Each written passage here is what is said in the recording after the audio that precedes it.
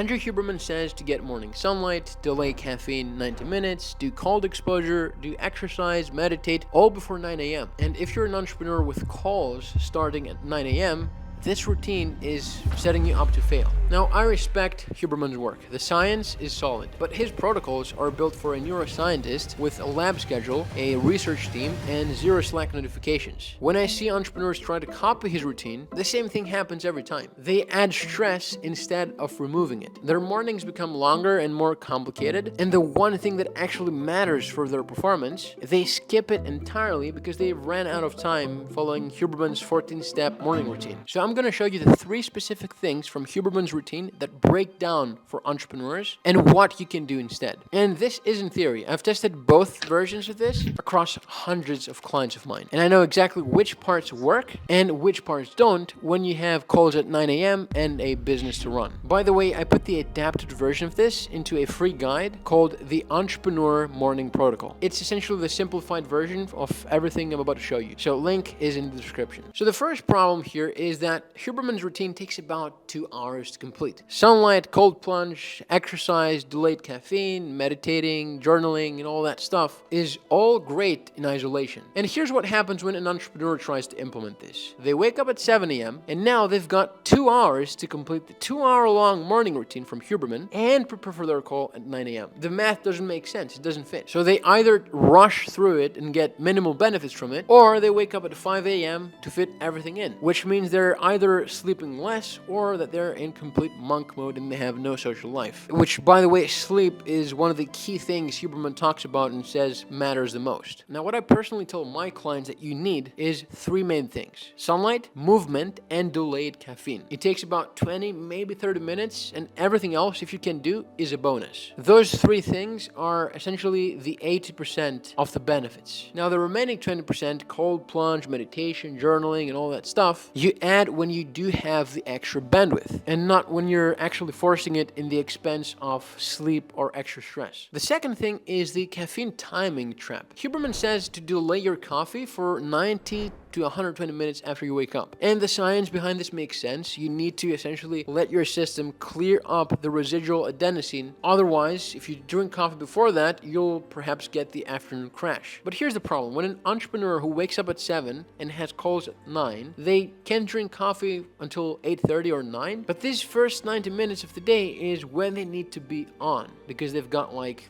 deep work, they've got Slack messages, emails to get back to team members, and problems to solve. So instead of stressing out about 90 to 120 minutes, delay caffeine for as long as you can. Ideally, 60 to 90 minutes. But if you've got a hard start at 9 a.m., for example, 60 minutes is fine, because the difference between 60 and 120 minutes is marginal if you compare it to waking up and drinking coffee immediately. Because the biggest win here for caffeine timing is not drinking coffee 12 hours before you go to bed. The benefits you're going to get from it for recovery and performance for the next day are going to far outweigh delaying your coffee for 90 minutes after we wake up. And I've seen this personally hundreds and hundreds of times, because that's what I do. I help entrepreneurs optimize all aspects of their routine in order to gain a competitive advantage for their performance and mental state to get more stuff done in less time. And a lot of the times, these clients come in, they've been following Huberman's podcast, have all the steps of his 14 routine written down, and they're just burnt out and exhausted. This happens because they wake up in the morning and the routine is already an extra stressor. They think about all the things that they need to follow in order to perform.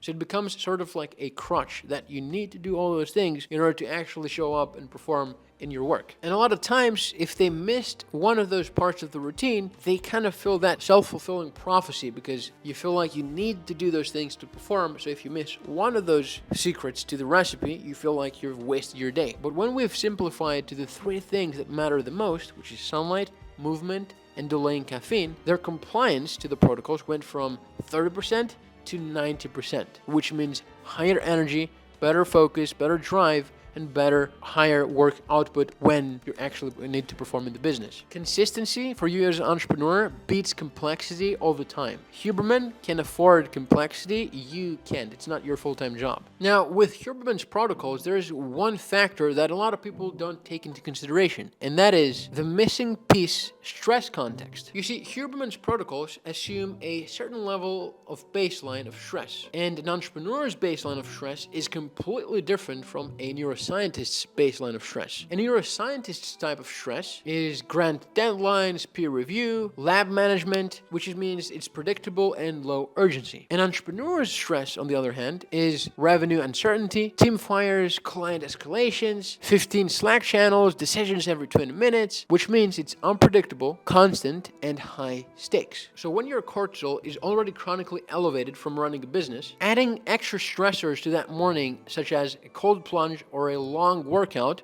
will push your cortisol higher, which means you're adding more and more stress, which impedes your performance instead of improving it. So what you need to do when you're starting that protocol is to start with the parasympathetic activators first, which means things like walk, breathe, get sunlight. Get the nervous system into a calm state before you actually stress it out with a cold plunge or a long exercise. And once you fix all the foundations of your stress management, then you can start adding more complexity to your protocol. But chances are, if you're watching this video, you're not in that stage yet. And the full adapted protocol that I talked about breaks down every single thing that you should do every day and when you should do it. It's the version that works when you got like 30 minutes in the morning and you've got a 9 a.m. call to start for. So if you want it, the link is in the description. So the thing nobody says is that Huberman is not wrong. His science is solid. His protocols work, but they work for him. And the mistake that entrepreneurs make is that they assume that what works for a Stanford neuroscientist will work for somebody who's running a company, managing a team, and having to make 50 decisions before lunch. And hear this, the best protocol is the protocol that you actually sustain and do